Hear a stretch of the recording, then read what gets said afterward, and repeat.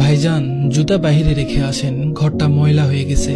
ছোট চাচার কথা শুনে বাবা বসা থেকে উঠে ময়লা জুতা বাইরে রেখে আসতে চায়, সাথে আমার জুতো জোড়াও নিয়ে যায়।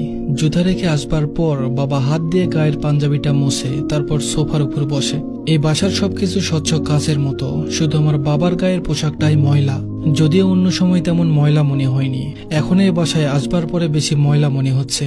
বাবা তার পাঞ্জাবি মুছে তারপর সোফায় বসেন। আমি তাকিয়ে দেখি বাবার পাঞ্জাবিতে একটা হলুদ দাগ লেগে আছে।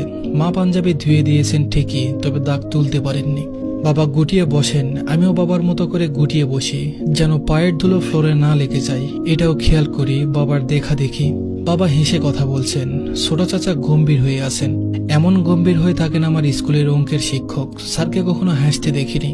ছোট চাচাও কি হাসেন না? না, ছোট চাচা হাসেন।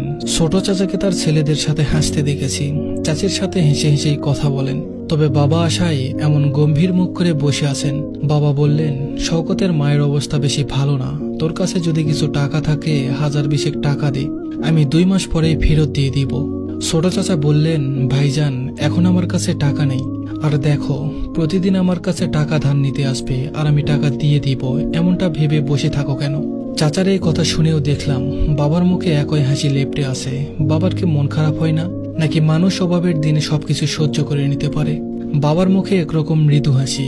এই হাসির নাম কি তবে অভাবের হাসি? যত অপমান করা হোক, মুখে হাসি রেখে সবকিছু সহ্য করতে হবে। ছোট চাচা ঘরের ভিতর চলে যায়। তখন ছোট চাচার বড় ছেলে রোকন আসে। রোকন আমার বয়সী, এবার ক্লাস 6-এ পড়ে। রোকন আর আমি এক বয়সী হলেও দুজনের জীবন আলাদা। রোকনের ঘর ভর্তি খেলনা, আর আমার ঘরে শুধু একটা ভাঙা হেলিকপ্টার আছে, যা 3 বছর আগে বাবা কিনে দিয়েছেন। রোকন এসেই আমার পাশে বসে, আমার কাছে বসে জিজ্ঞাসা করে, তুমি কখনো বরফের ভিতর হেঁটেছো? আমি বলি না। রোকন বলে, আমরা বরফের দেশে যাচ্ছি ঘুরতে। ঘরের ভেতর থেকে চাচা রোকনকে ডাক দিলে ও ভিতরে চলে যায়। বাবা বের হয়ে আসে ছোট চাচার বাসা থেকে। আমরা দুজনেই রাস্তায় এসে দাঁড়িয়েছি। ছোট চাচার ঘরের ভেতরে ঠান্ডা বাতাস ছিল, এখন ভীষণ গরম, বাইরে অনেক রোদ। বাবার সাথে আমি হাঁটছি। বাবার মুখে এখন আর হাসি নেই, গম্ভীর হয়েই হাঁটছেন। বাবা মুখে হাসি রাখে যখন কারো কাছে টাকা ধার করতে চাই। এই যেমন দোকানে বাকিতে বাজার নিতে হলে তখন মুখে একটা হাসি রাখে। ছোট চাচার কাছে টাকা ধার চাইতে গেলে মুখে হাসি রাখে। বাবা বিশ্বাস করেন তার হাসিতে অনেক সমস্যার সমাধান হয়ে যাবে, তবে কিছুই সমাধান হয় না। টাকা দিতে না পারায় দোকানদার বাজার রেখে দেয়। ছোট চাচা গম্ভীর মুখে না বলে দেয়। বাবার সাথে হাঁটতে হাঁটতে বলি, বাবা, বরফের দেশ কোথায়? বাবা কোনো উত্তর দেয় না। আমি আবারও জিজ্ঞেস করি, বাবা, সেখানে কি বরফ দিয়ে ঘর বানানো?